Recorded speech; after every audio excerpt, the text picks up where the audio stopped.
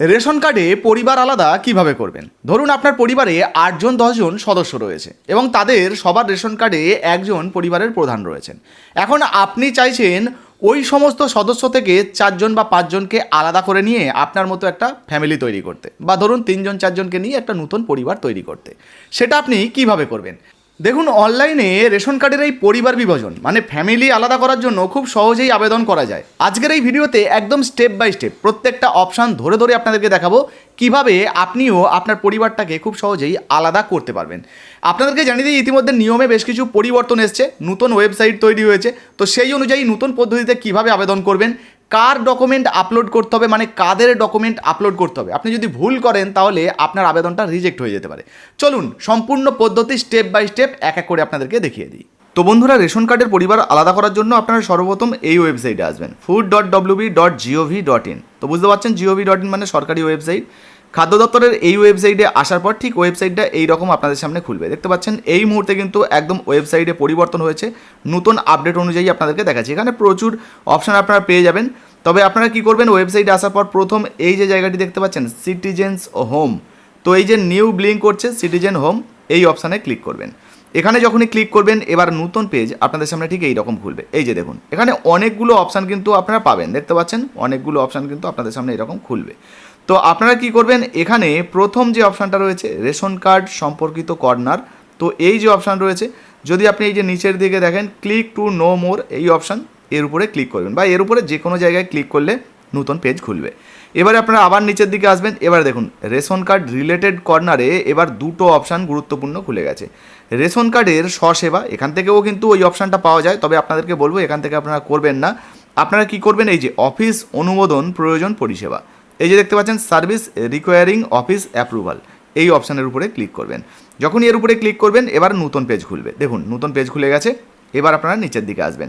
দেখুন এখানে কিন্তু অনেকগুলো অপশান পাবেন, তার মধ্যে মূলত এই যে দুটো অপশান গুরুত্বপূর্ণ।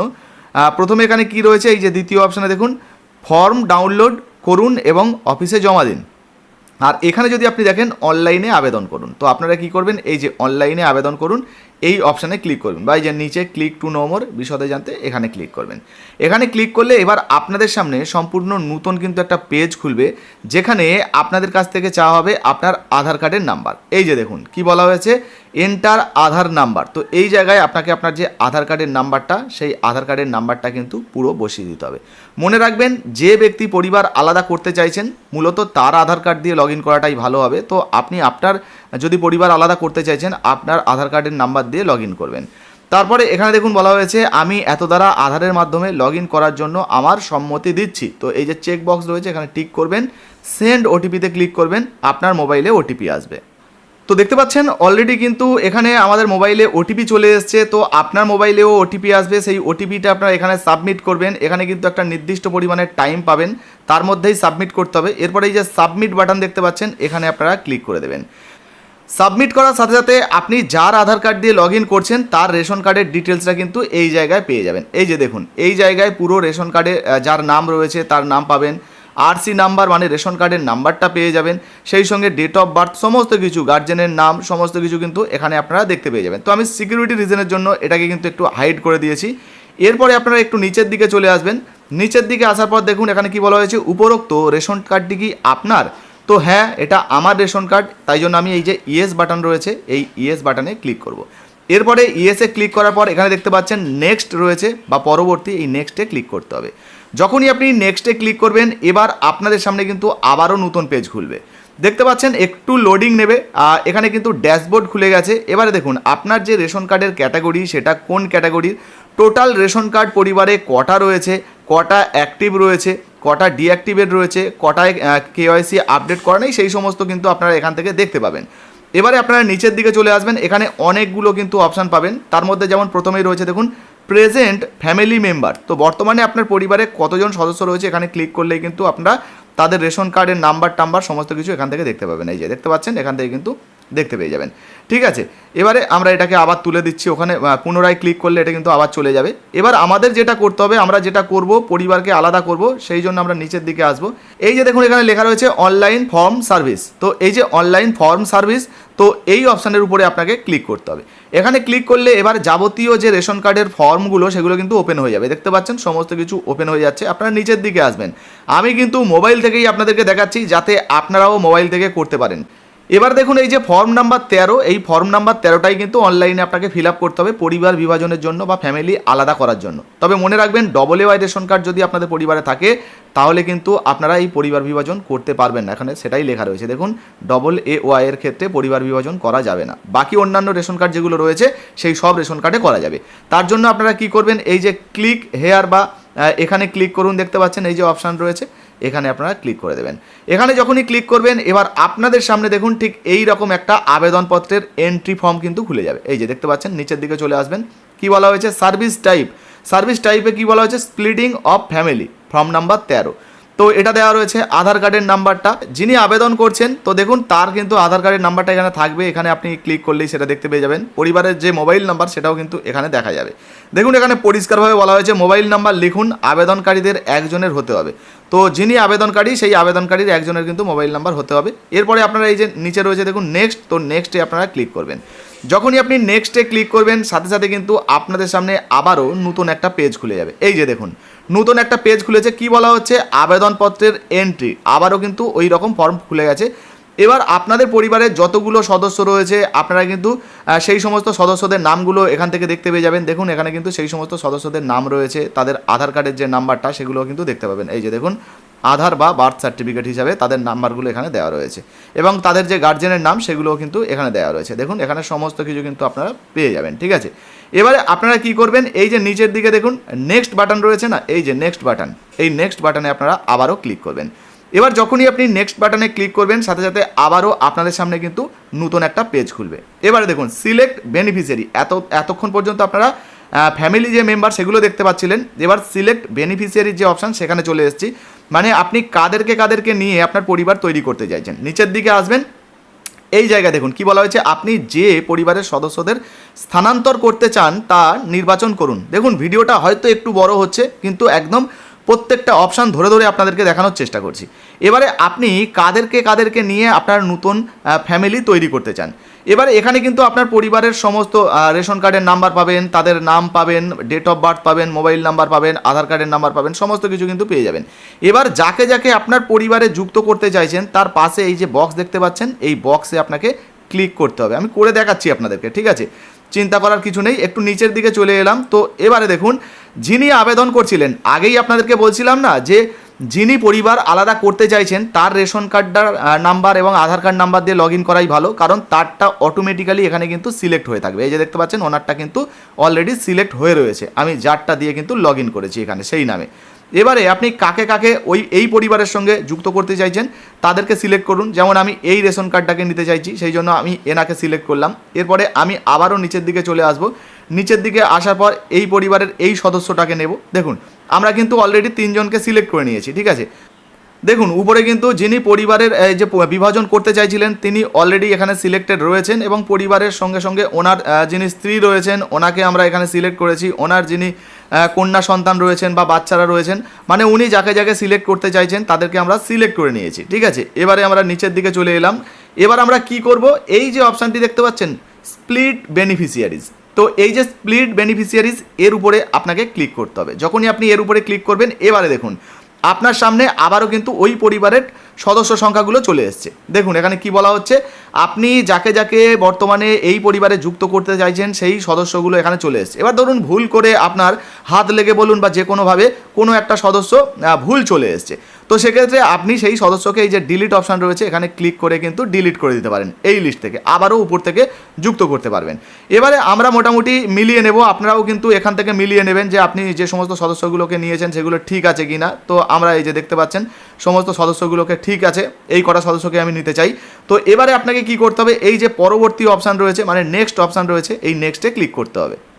তো যখনই আপনি নেক্সটে ক্লিক করবেন, নেক্সটে ক্লিক করার সাথে সাথে কিন্তু আপনাদের সামনে আবারও একটা নতুন পেজ খুলে যাবে। আচ্ছা এখানে একটা জিনিস আপনাদেরকে জানিয়ে রাখা ভালো বন্ধুরা, পরিবারের সদস্য সংখ্যা 7 জন বা তার বেশি হলে কিন্তু আপনারা পরিবার বিভাজন করুন, সহজে হবে, না হলে তার নিচে হলে সমস্যা হতে পারে বা এই যে পরিবার বিভাজন নাও হতে পারে। আচ্ছা এবারে আমরা কিন্তু 3 নাম্বারে চলে এসেছি। দেখুন 3 নাম্বার পয়েন্টে কি বলা হচ্ছে আধার ভেরিফিকেশান। এবারে আধার কার্ডের যে ভেরিফিকেশানটা সেটা করতে হবে।